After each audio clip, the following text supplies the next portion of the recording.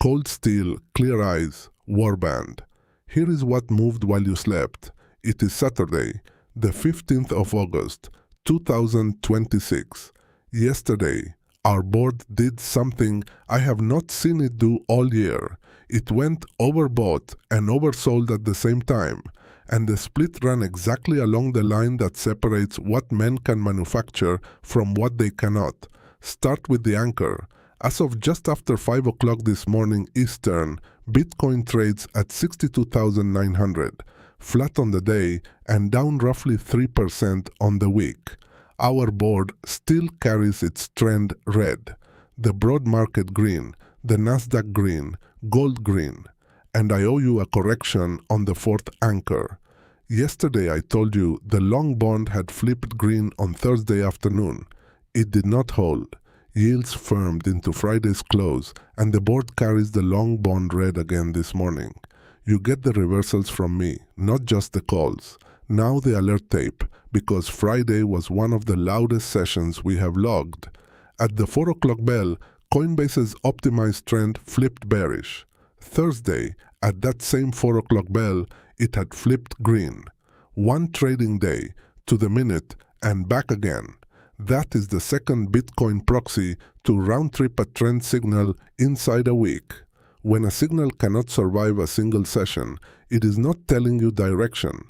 It is telling you there is no trend there to find. But the real message was in the cluster. 8 separate names printed mean reversion overbought on Friday. Micron, Taiwan Semiconductor, Entegris, Bloom Energy, Arista, Robinhood, a silver miner, Japan. Look at that list and you will recognize it because it is the same basket we have tracked all week. Memory, foundry, materials, power, networking, the scarcity complex. Micron's trend flipped green Wednesday morning. By Friday's bell, it was already stretched. And on the other side of the tape, exactly 2 assets printed mean reversion oversold. Ethereum at 8 o'clock Friday evening. Bitcoin at midnight Eastern, 5 hours ago. Hold that picture because it is the whole briefing. Every one of those 8 overbought names is a shortage with a solution. A fab can be built, a turbine can be cast, a transformer can be wound, a mine can be sunk, a switch can be shipped. Expensive, slow, years of lead time, but possible. And capital is answering every one of them right now, which is precisely why they are stretched. The market has decided those shortages have an expiration date.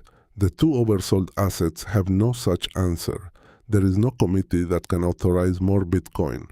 No board vote, no filing, no capital budget, no lead time that produces a single coin beyond 21 million.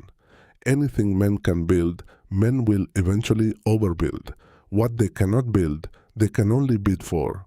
So Friday's tape paid up for the shortages that end and marked down the 2 that do not. That is the asymmetry the board handed us, and it is the one worth carrying through a quiet weekend. Now to a much smaller number that says something larger. Nevada's regulator has granted Tesla's autonomous network a permit to run robotaxis in Las Vegas.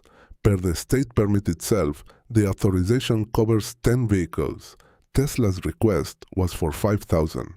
The permit was issued on the 27th of July and only broke into white coverage yesterday, so treat the paperwork as 3 weeks old and the reporting as new.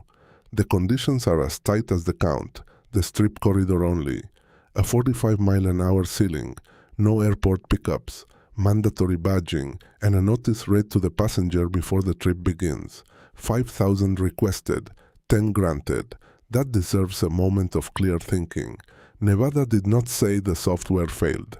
There is no finding in that permit that the car cannot drive the strip. The constraint is not capability, it is permission. That is an entirely different category of problem, because engineering yields to iteration. You ship a better model and the number improves. Permission yields to nothing but politics, and it has to be won again in every jurisdiction the fleet enters. Tesla runs robotaxis today in Austin, Dallas, Houston, Miami, Orlando, and Tampa.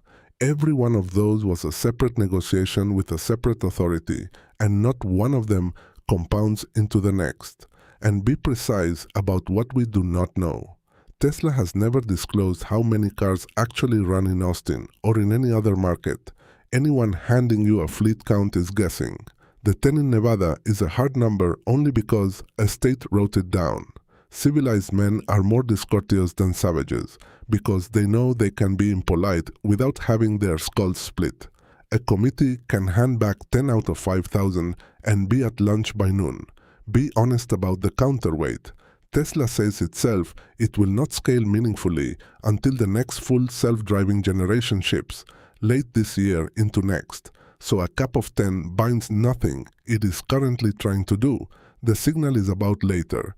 It says that on the day the software is finally ready, fleet size gets set by committees, one state at a time, and that cost sits on no engineering roadmap anywhere. One last mark, and it ties the rest together.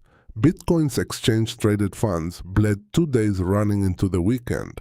$131 million out on Thursday, $192 million across the 2 sessions. The first such drawdown of August.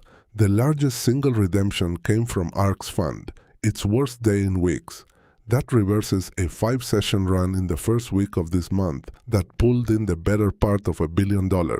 Nearly $1 billion in, 200 million out. Same asset, same thesis. 8 days apart. And the people who watched those flows landed on something this week worth your attention. Fund flows now appear to track price momentum more closely than they track the economic data. 2 cooling inflation prints on Wednesday and Thursday did not buy a single coin. They all reflects soft inflation, therefore buying is weakening, which means the fund is not a source of demand. It is a mirror. It reflects last week's chart back at the market with size attached in both directions forever. Now set that beside the ledger itself. Since the middle of June, wallets holding 100 coins or more have added roughly 54,000 Bitcoin. Over that same stretch, wallets holding less than 100 sold about 27,400.